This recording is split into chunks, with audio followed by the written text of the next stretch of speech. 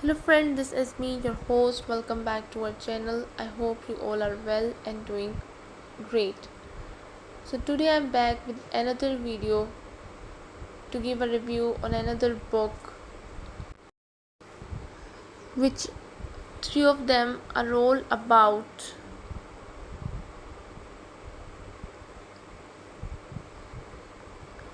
three books which we're going to see today in this video.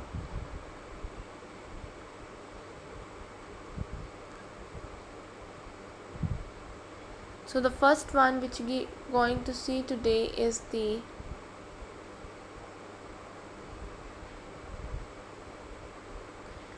Mind, Body and Spirits. So the first one which we're going to see today is the How to Age Disgracefully.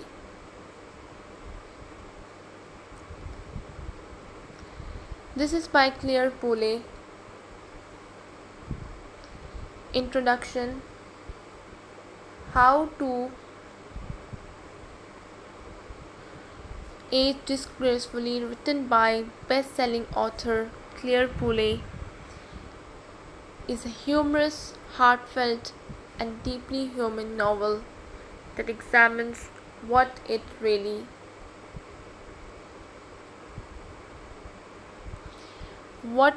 means to grow older in a world that often glorifies youth.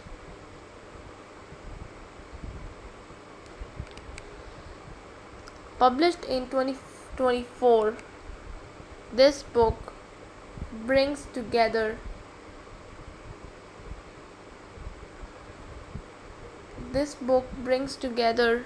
a cast of unforgettable characters who lives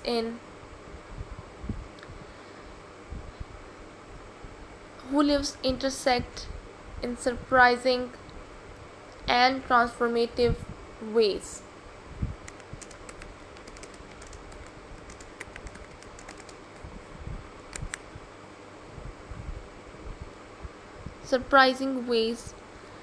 Pooley, best known for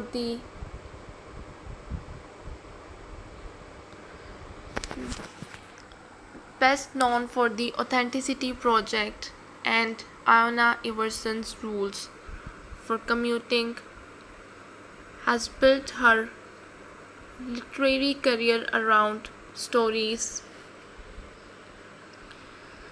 that celebrate connection, vulnerability, and community. And How to Age Gracefully continues that theme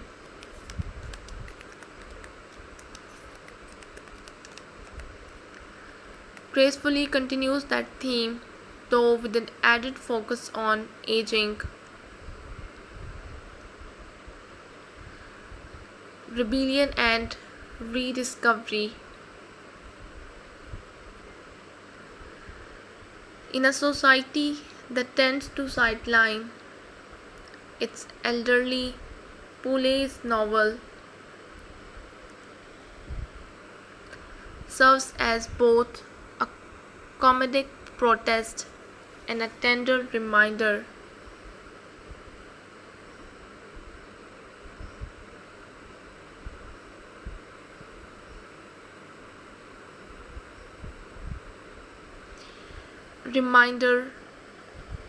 that life's vibrancy doesn't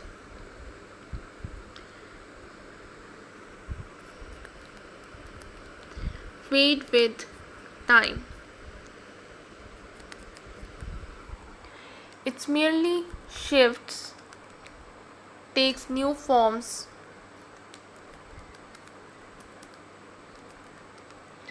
and in many cases becomes even more daring. The book is at once hilarious and heartfelt, weaving together themes of aging, friendship, and friendship and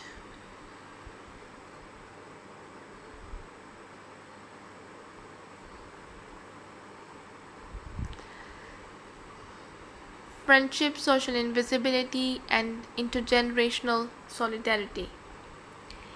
It celebrates imperfection,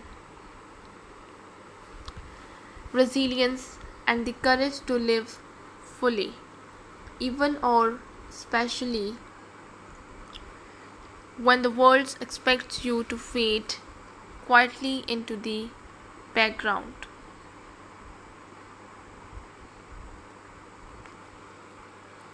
Plot overview.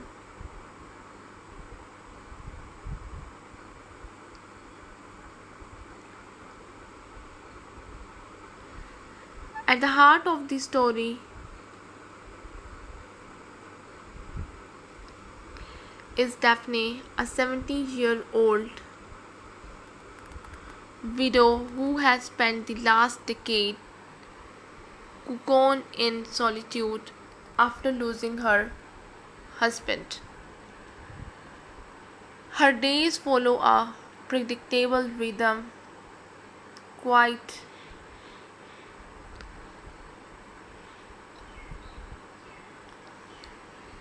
quiet mornings, silent afternoons,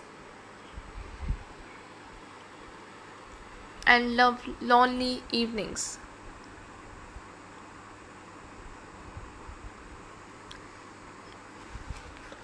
That is until she is persuaded, somewhat reluctantly, to join a local senior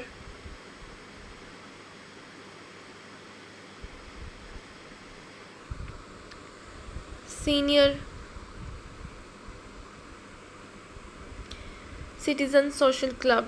She expects a dull gathering of old people playing bingo and reminiscing about the past. But what she discovers instead is a lively and delightfully rebellious group that refuses to be defined by age.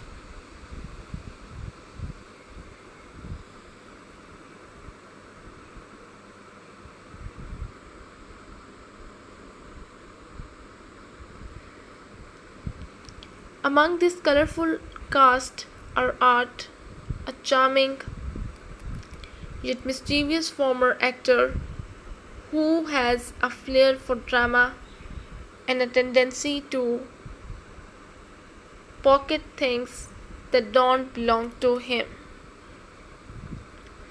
Ruby, a secret yarn bomber who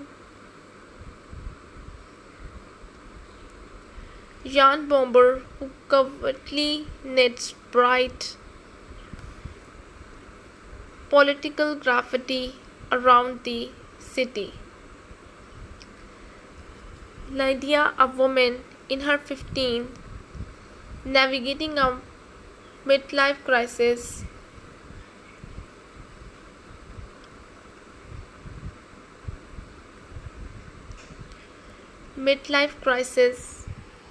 And struggling to redefine herself after years of living for others. And Ziggy,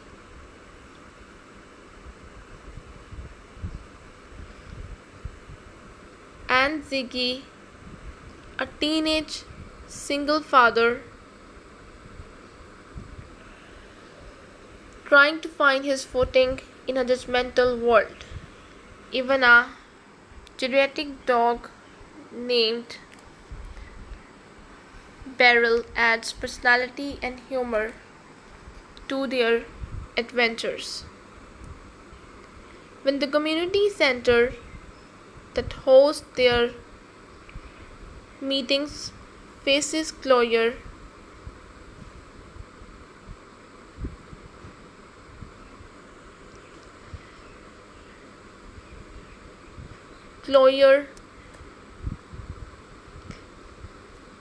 their efforts to save the center, ranging from creative protests to chaotic fundraising from the heart of the novel. Along the way, they discover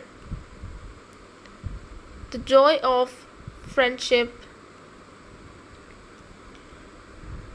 the joy of friendship, the thrill of mischief, and the power of refusing to go quietly into an old age. Through laughter, mistakes, and unexpected triumphs, they prove that it's never too late to live boldly.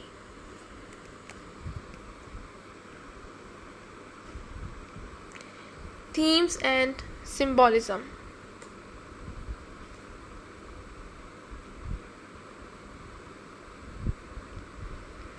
Themes and symbolism.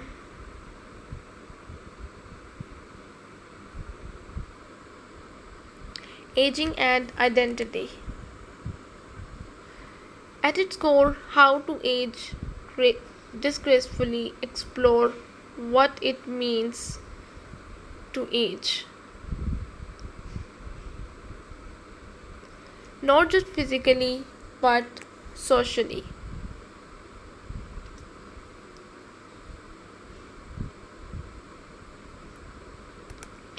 Socially, Daphne Journeys mirrors the experiences of many older individuals who feel invisible once they cross a certain age threshold. Society often defines the elderly by decline and loss rather than potential and passion. Pooley challenges this notion by showing that growing older can be an act of defiance and liberation. Through the antics of her characters,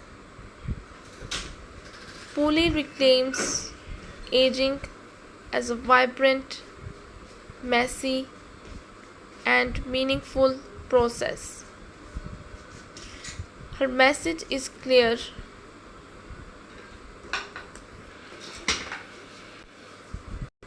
Her message is clear. You don't stop being yourself when you turn 70. You simply gain new dimensions. Daphne, in particular, becomes a symbol of reawakening. Her discovery of joy, friendship, and even rebellion demonstrates that it's never too late to start again.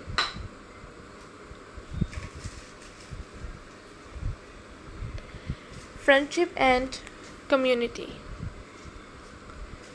The novel beautifully illustrates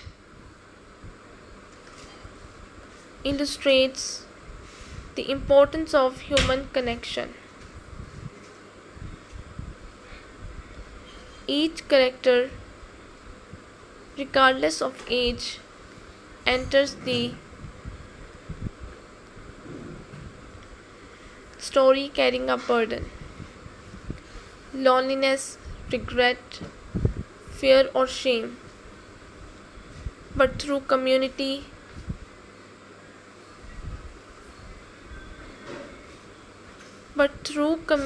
is not defined by similarity but by shared humanity.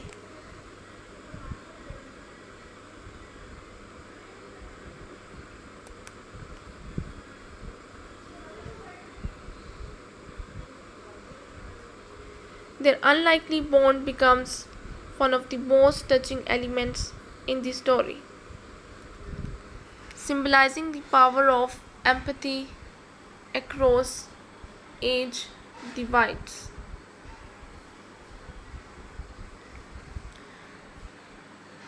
rebellion and joy.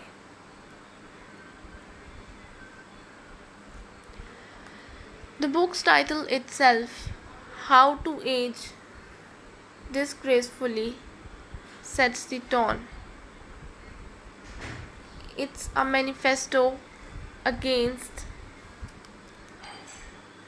respectability politics,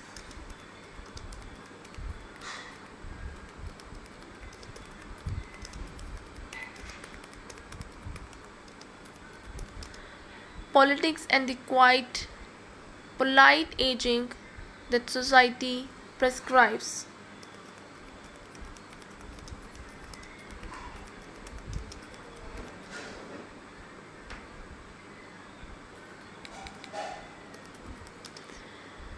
Instead, Pooley's character finds freedom in misbehavior,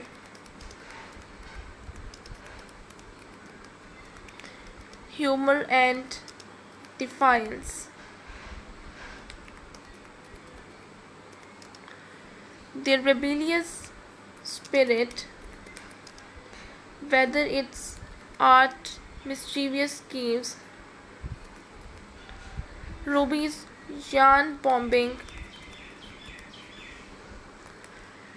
activism, or the group's audacious protest against the council,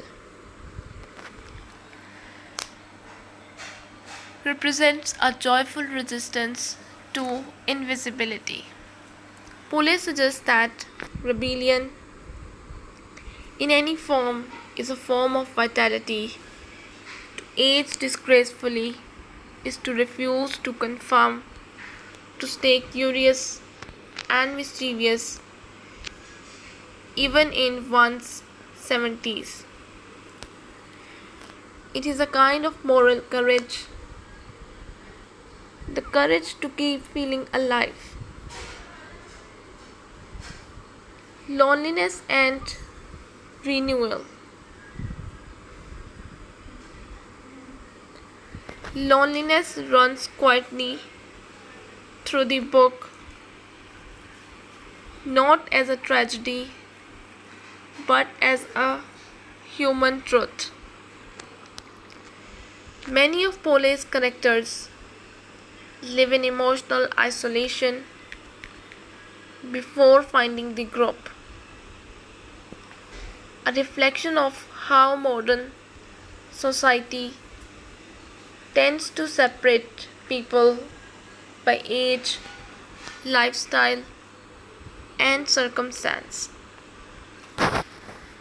The novel's warmth comes from the way it gently untangles that loneliness, showing how even a simple act of reaching out can change everything. Writing style and tone. Clare Pooley's writing is light yet layered, witty yet sincere. Her background in marketing and memoir, writing her first book, The Sober Diaries, chronicled her journey through addiction recovery, gives her prose a conversational tone that's both accessible and emotionally resonant. She balances humor and heartache with ease, creating moments that make readers laugh out loud one page and tear up the next. Another notable strength is her ability to blend comedy with social commentary. While the book is undeniably feel good, it also touches on real issues. The marginalization of the elderly,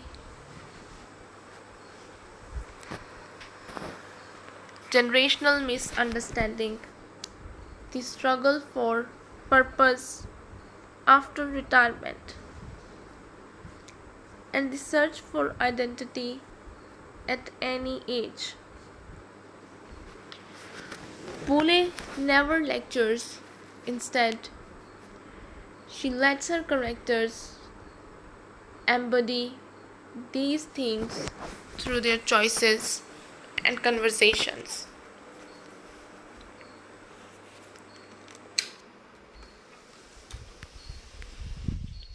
Strengths of the novel: rich characterization. Every member of the ensemble feels alive and fully realized, each with their own fears, desires, and quirks. Empowering message: the book redefines aging as something dynamic and full of potential rather than decline. Humor and warmth. Poulet's humor is compassionate, not cynical. She invites laughter with her characters, never at them. Community of spirit.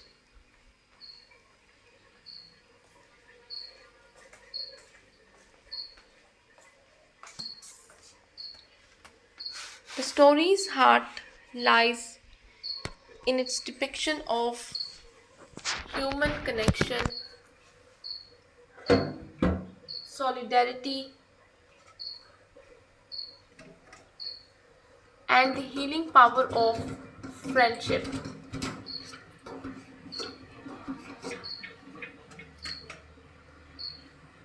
Relatable themes. When you are 25 or 75, the novel's themes of belonging, purpose, and self discovery resonate deeply. Clare Pooley's How to Age Disrespect Gracefully is more than just a feel good novel.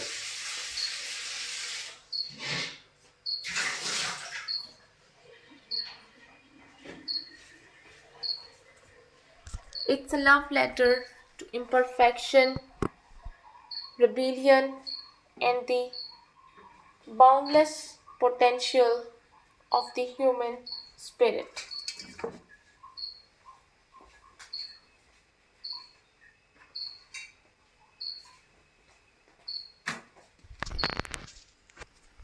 It reminds us that aging is not a retreat from life but an evolution of it. Through her casts of misfits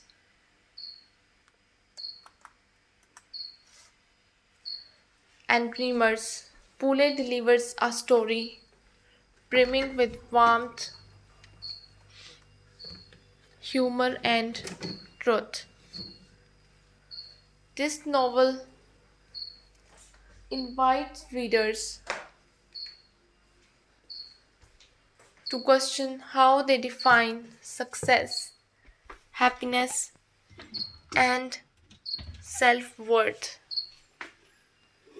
It celebrates the fact that joy and purpose are not limited by youth, that friendship can bloom in unexpected places, and that it's never too late to rewrite your story, no matter your age. How to Age Disgracefully ultimately teaches us that the most disgraceful thing we can do is stop living boldly. And in that sense, Clare Pooley's book is not just fiction, it's an anthem for anyone who refuses to fade quietly. So, the next book which we're going to see today in this video, which is another funny story, is HR approved ways to see things I can't say out loud at work. Introduction. In every workplace, there comes a moment when professionalism collides with frustration. Whether it's the co-worker who takes credit for your ideas, the managers who schedules yet another quick meetings at 4:55 p.m., or the endless stream of corporate buzzwords that seem to replace real conversation, most employees have felt the temptation to say what they really think. But since we all live under the watchful eye of HR, approved communication politics says we hold our tongues and replace our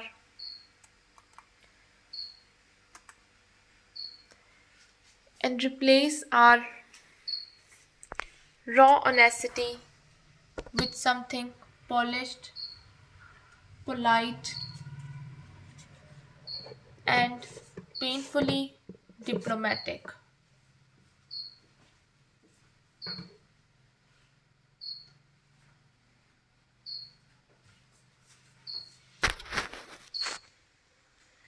This daily balancing act between what we want to say and what we should say is the hilarious and relatable foundation of HR approved ways to say things.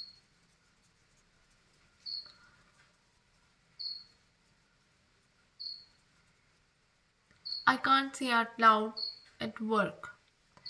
A witty and sharply observed humor book that has taken the professional world by storm, written as both satire and survival.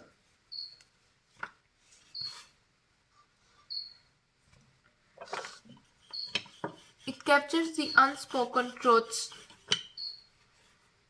of office life through clever translation of real thoughts.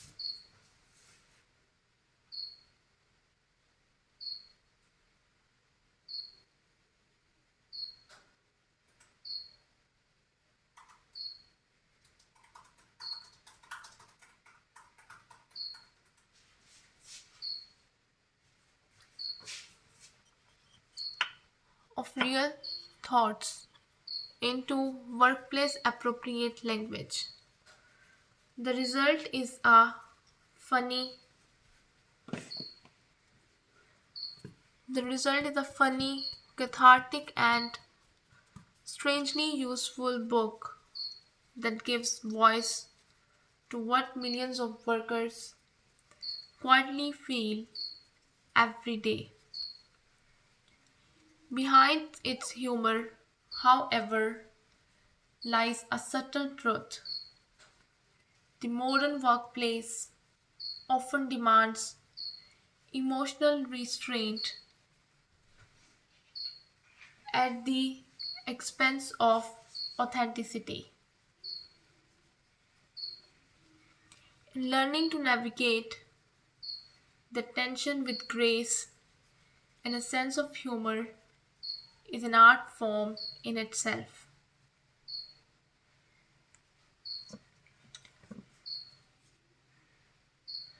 Overview and structure. The book's premise is simple but brilliant.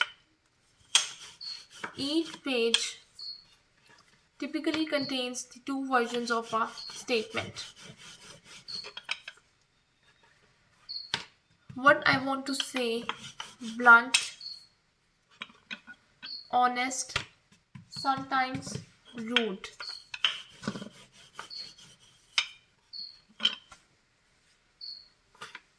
Sometimes rude, occasionally unhinged. What I actually say: HR approved, polished, indirect, and painfully diplomatic.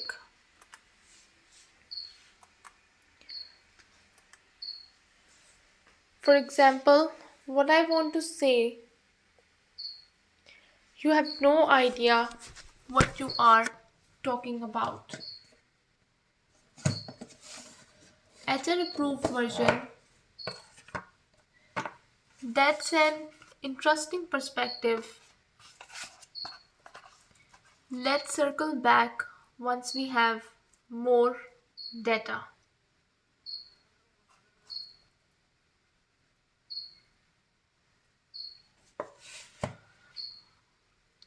These exchanges form the backbone of the book's humor.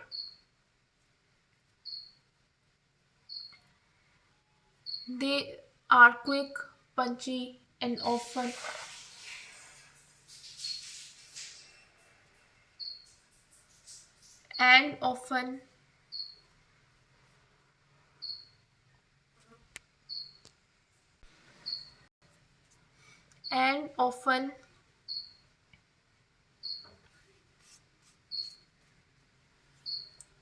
between these exchanges the book includes snippets of commentary about corporate life, endless meetings, toxic positivity, performative teamwork, offline families, and managers who think a free pizza party compensates for burnout. Every scenario feels drawn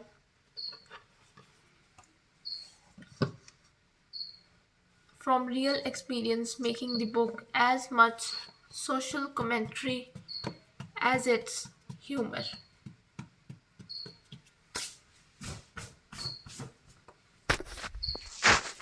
Themes: the art of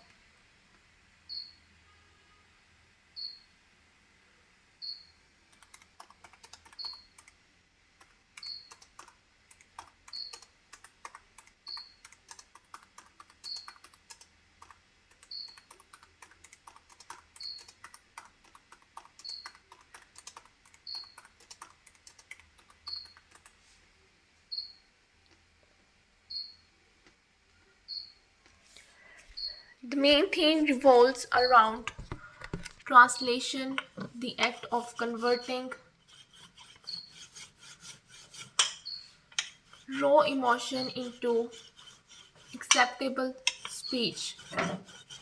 This reflects a broader reality of modern corporate communication. Honesty is valued, but only if it's framed in ways.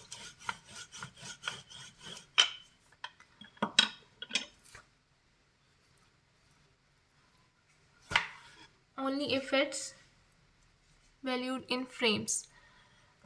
The book exaggerates this truth, comedic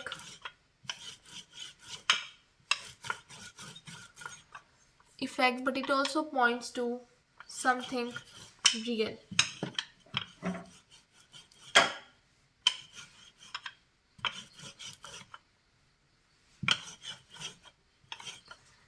Pooley's humor here functions as a mirror. It shows how workers often become fluent in corporate dialect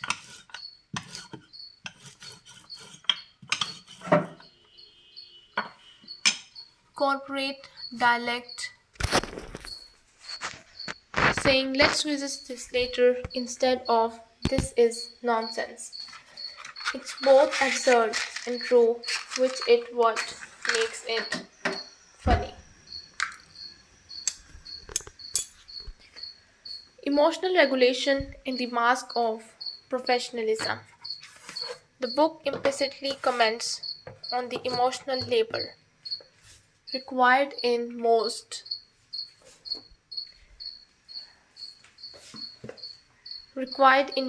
workplaces.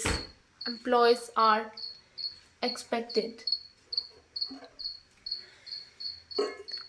to stay calm, friendly, and neutral, even when faced with rudeness,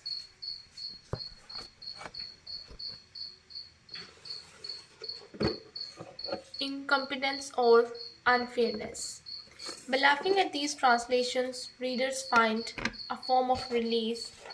The book acknowledges how much effort goes into maintaining a professional persona, how much we filter, edit, and disguise our real emotions just to survive office life. It's a humor as therapy.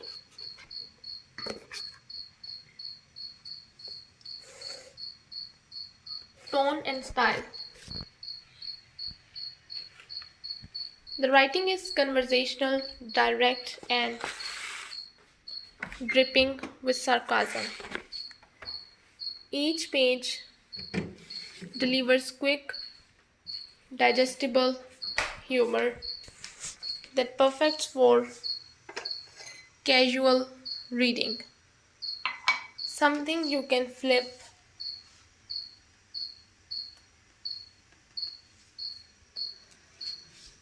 open during a lunch break or share with co-workers. The simplicity of its format is what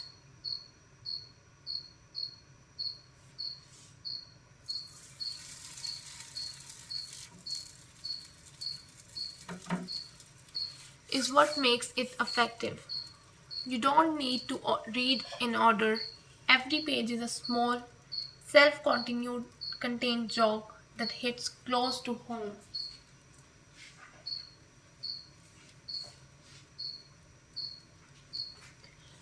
Yet, despite the humor, there is a sharp intelligence beneath the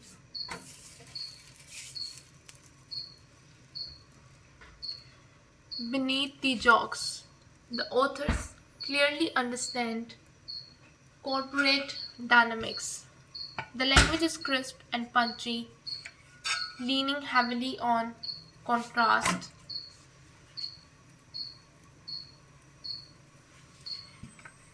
Leaning heavily on contrast, each real thought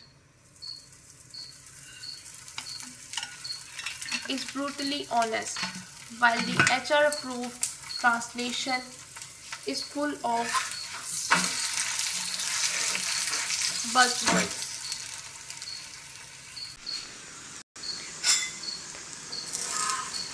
Hedging and strategic politeness. The sharp difference is what creates the laugh out loud effect.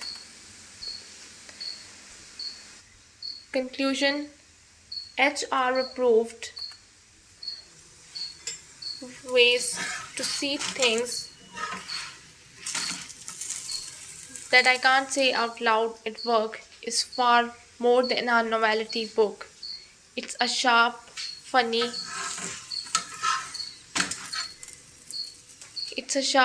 and deeply relatable reflection on the modern workplace. Through its clever juxtapositions and biting wit, it captures the tension between honesty and professionalism that defines contemporary office life. It's a perfect book for anyone who's ever clenched their jaw during a meeting, written an email 5 times to should sound neutral or silently muttered.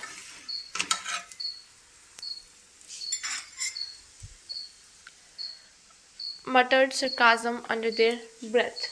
While it doesn't aim to fix corporate culture, it offers something equally valuable, a chance to laugh at it. In the end, its message is both humorous and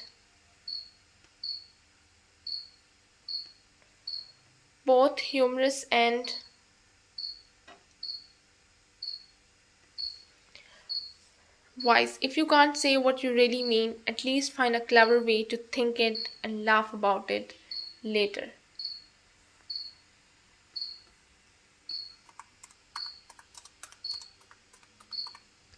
The next book which we going to see today in this video is that Why Mummy Drinks on Holiday by Gil Sims. Introduction.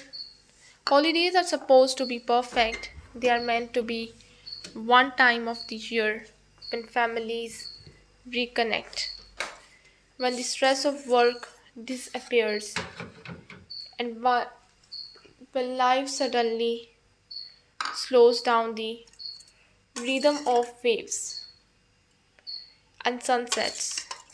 But anyone who's ever been a parent knows the word holiday rarely means rest. In Why Mummy Drinks on Holiday,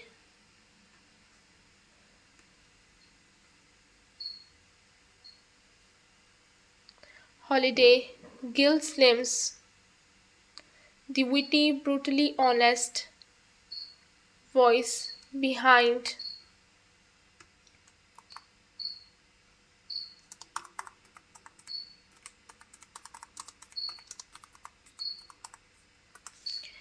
this is not just a story about a mother on a holiday gone wrong.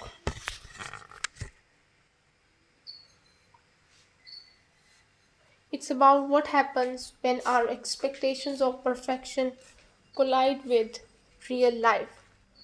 It's about love that's loud and chaotic. It's about guilt, laughter, exhaustion, and rediscovering joy in the middle of utter bedlam. Gil Slims captures this beautifully with wit, warmth, and an honesty that hits straight to the heart. The plot: our familiar, much loved protagonist Ellen is back. This time, she's decided to take a sabbatical from her demanding job. Her mission: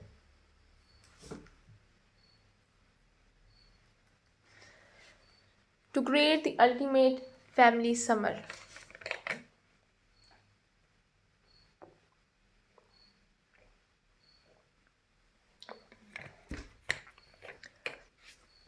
In her mind, this summer will be idyllic.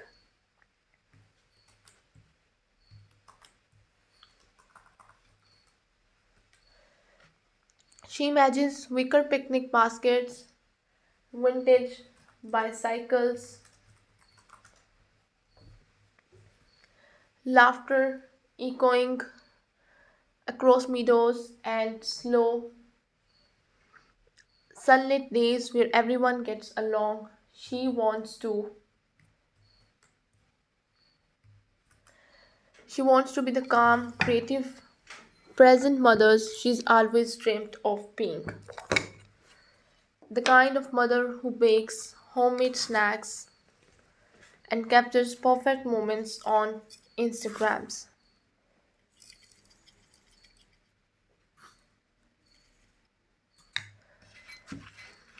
But of course, reality has other plans. From the moment the holiday begins, Ellen's idolized summer unravels. Her teenage children, Peter and Jane, are constantly glued to their phones, rolling their eyes at every attempt to make family memories.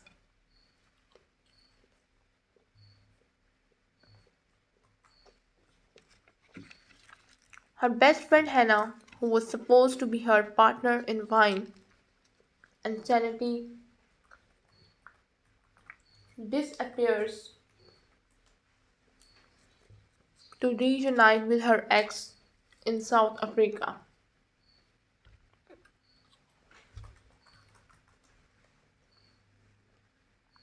Ellen is left to juggle an increasingly chaotic cast of relatives, including a mother in law with unsolicited opinions and a sister in law obsessed with crystals and energy healing.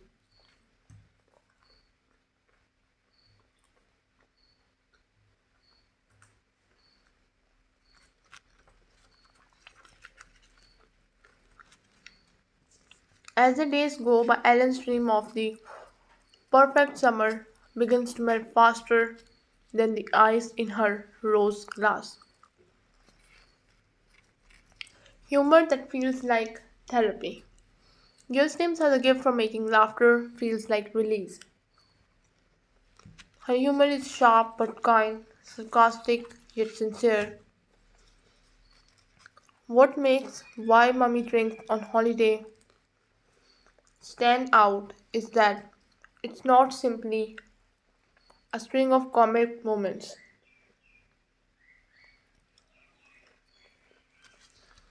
It's humor grounded in truth. Every joke comes from a place of deep understanding of the exhaustion of parenthood.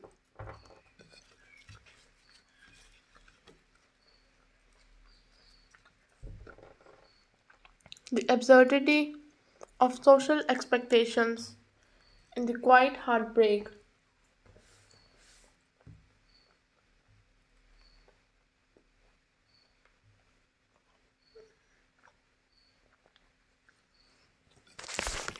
Quiet heartbreak of trying to be everything to everyone.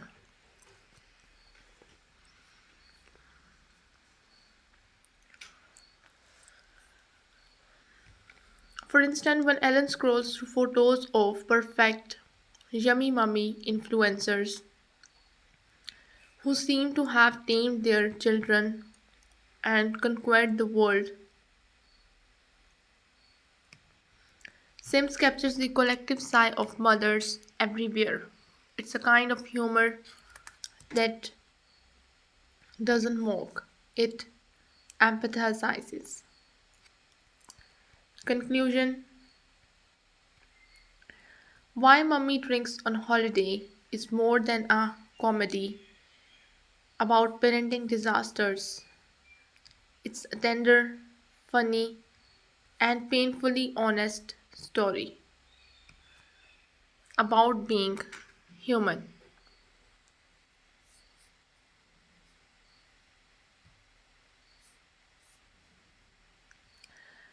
It reminds us that life does not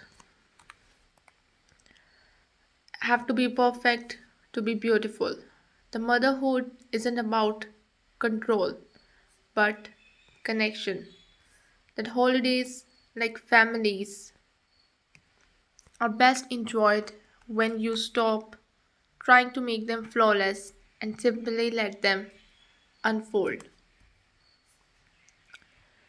Gil Slims once again proves that laughter and loves are not opposites, they are survival tools. So this is all we have from these three of the books. I hope you guys like the stories, like the humor that has been added in these three of the books. If you did, don't forget to press the like button. And if you wanted to suggest any other book for a review, you can tell me in the comment section. I'll be back with another videos, with another books to give a review on. Till then, just take care and goodbye.